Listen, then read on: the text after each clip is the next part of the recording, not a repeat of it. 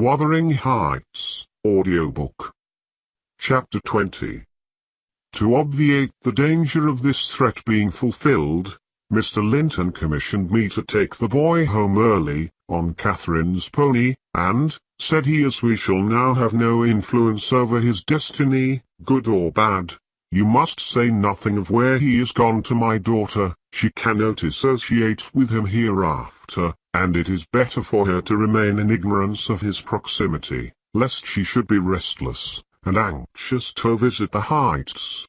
Merely tell her his father sent for him suddenly, and has been obliged to leave us. Linton was very reluctant to be roused from his bed at 5 o'clock, and astonished to be informed that he must prepare for further travelling. But I softened off the matter by stating that he was going to spend some time with his father, Mr. Heathcliff, who wished to see him so much, he did not like to defer the pleasure till he should recover from his late journey. My father! He cried, in strange perplexity. Mamma never told me I had a father. Where does he live? I'd rather stay with uncle. He lives a little distance from the Grange, I replied, just beneath those hills, not so far, but you may walk over here when you get hearted out, and you should be glad to go home, and to see him. You must try to love him, as you did your mother, and then he will love you. But why have I not heard of him before? Asked Linton. Why didn't Mamma and he live together, as other people do? He had business to keep him in the north, I answered, and your mother's health required her to reside in the south. And why didn't Mamma speak to me about him? Persevered the child. She often talked of uncle, and I learned to love him long ago. How am I to love Papa? I don't know him. Oh, all children love their parents, I said. Your mother, perhaps, thought you would want to be with him if she mentioned him often to you. Let us make haste. An early ride on such a beautiful morning is much preferable to an hour's more sleep. Is she to go with us? He demanded, the little girl I saw yesterday. Not now, replied I. Is uncle? He continued. No, I shall be your companion there, I said. Linton sank back on his pillow and fell into a brown study. I won't go without uncle, he cried at length. I can't tell where you mean to take me. I attempted to persuade him of the naughtiness of showing reluctance to meet his father, still he obstinately resisted any progress towards dressing, and I had to call for my master's assistance in coaxing him out of bed. The poor thing was finally got off, with several delusive assurances that his absence should be short, that Mr. Edgar and Cathy would visit him, and other promises, equally ill-founded, which invented and reiterated at intervals throughout the way. The pure heather-scented air, the bright sunshine, and the gentle canter of Minnie, relieved his despondency after a while. He began to put questions concerning his new home, and its inhabitants, with greater interest and liveliness. Is Wuthering Heights as pleasant a place as Thrushcross Grange? I inquired, turning to take a last glance into the valley, whence a light mist mounted and formed a fleecy cloud on the skirts of the blue. It is not so buried in trees, I replied, and it is not quite so large, but you can see the country beautifully all round, and the air is healthier for you, fresher and drier. You will, perhaps, think the building old and dark at first, though it is a respectable house, the next best in the neighbourhood. And you will have such nice rambles and moors. Catherine Earnshaw, that is, Miss Cathy's other cousin, and Sawyers in a manner will show you all the sweetest spots, and you can bring a book in fine weather, and make a green hollow your study, and, now and then, your uncle may join you in a walk. He does, frequently, walk out on the hills. And what is my father like? He asked. Is he as young and handsome as uncle? He's as young, said I, But he has black hair and eyes, and looks thinner, and he is taller and bigger altogether. He'll not seem to you so gentle and kind at first, perhaps, because it is not his way. Still, mind you, be frank and cordial with him, and naturally he'll be fonder of you than any uncle, for you are his own.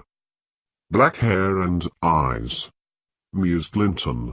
I can't fancy him. Then I am not like him, am I? Not much, I answered, not a morsel, I thought, surveying with regret white complexion and slim frame of my companion, and his large languid eyes his mother's eyes, save that, unless a morbid touchiness kindled them a moment, they had not a vestige of her sparkling spirit. How strange that he should never come to see Mamma and me, he murmured. Has he ever seen me? If he has, I must have been a baby. I remember not a single thing about him.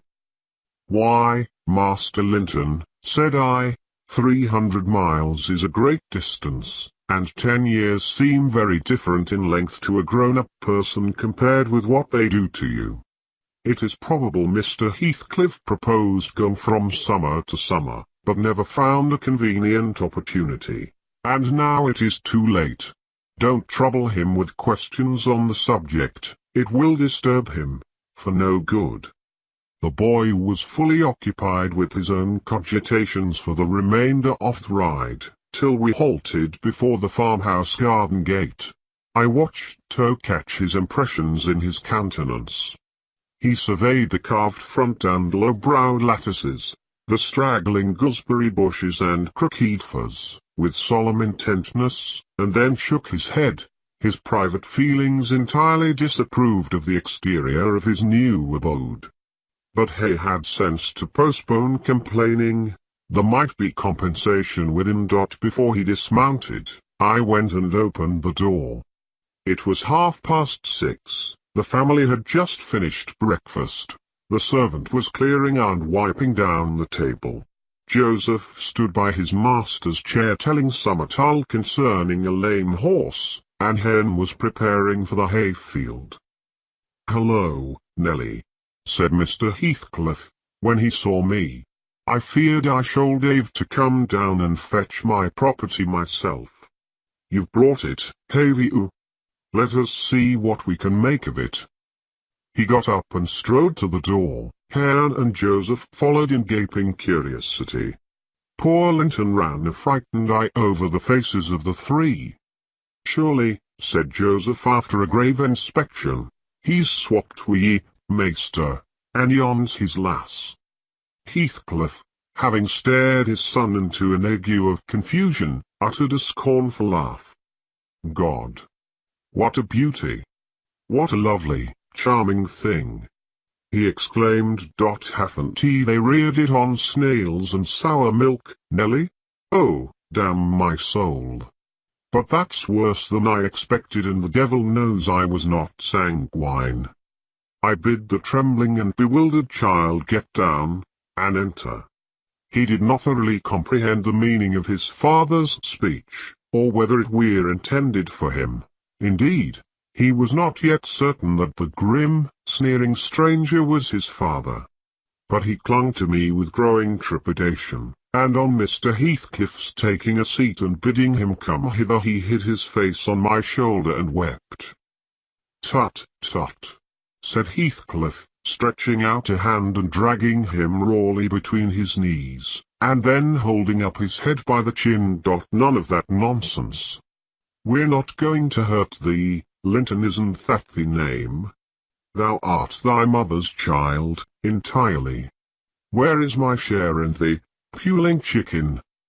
He took off the boy's cap and pushed back his thick flaxen curls, felt his slender arms and his small fingers, during which examination Linton ceased crying, and lifted his great blue eyes to inspect the inspector. "Do you know me?" asked Heathcliff, having satisfied himself that the limbs were all equally frail and feeble. "No," said Linton, with a gaze of vacant fear. "You've heard of me, I dare say?" "No," he replied again. No. What a shame of your mother, never to waken your filial regard form. You are my son, then, I'll tell you, and your mother was a wicked slut to leave you in ignorance of the sort of father you possessed. Now, don't wince, and colour up. Though it is something to see you have not white blood. Be a good lad, and I'll do for you. Nelly, if you be tired you may sit down. If not, get home again. I guess you'll report what you hear and see to the cipher at the Grange, and this thing won't be settled while you linger about it. Well, replied I hope you'll be kind to the boy, Mr Heathcliff, or you'll not keep him long, and he's all you have akin in the wide world, that you will ever know remember. I'll be very kind to him, you needn't fear, he said, laughing. Nobody else must be kind to him, I'm jealous of monopolizing his affection. And, to begin my kindness, Joseph, bring the lads some breakfast. Hen, you infernal calf, begone to your work. Yes, Nell, he added, when they had departed, my son is prospective owner of your place, and I should not wish him to die till I was certain of being his successor. Besides, he's mine and I want the triumph of seeing my descendant fairly lord of their estates, my child hiring their children to till their father's lands for wages. That is the sole consideration which can make me injure whelp. I despise him for himself, and hate him for the memories he revives. But that consideration is sufficient. He's as safe with me, and shall be tended as carefully as your master tends his own. I have a room upstairs, furnished for him in handsome style. I've engaged a tutor, also, to come 3 times a week, from 20 miles distance, to teach him what he pleases to learn. If he ordered him to obey him, and in fact I've arranged everything with a view to preserve the superior and the gentleman in him, above his associates. I do regret, however, that he so little deserves their trouble. If I wished any blessing in the world, it was to find him a worthy object of pride, and I'm bitterly disappointed with you wee-faced, whining wretch. While he was speaking, Joseph returned bearing a basin of milk porridge, and placed it before Linton, who stirred round the homely mess with a look of aversion, and affirmed he could not eat it. I saw the old manservant shared largely in his master's scorn of the child, though he was compelled to retain the sentiment in his heart, because Heathcliff plainly meant his underlings to hold him in honour.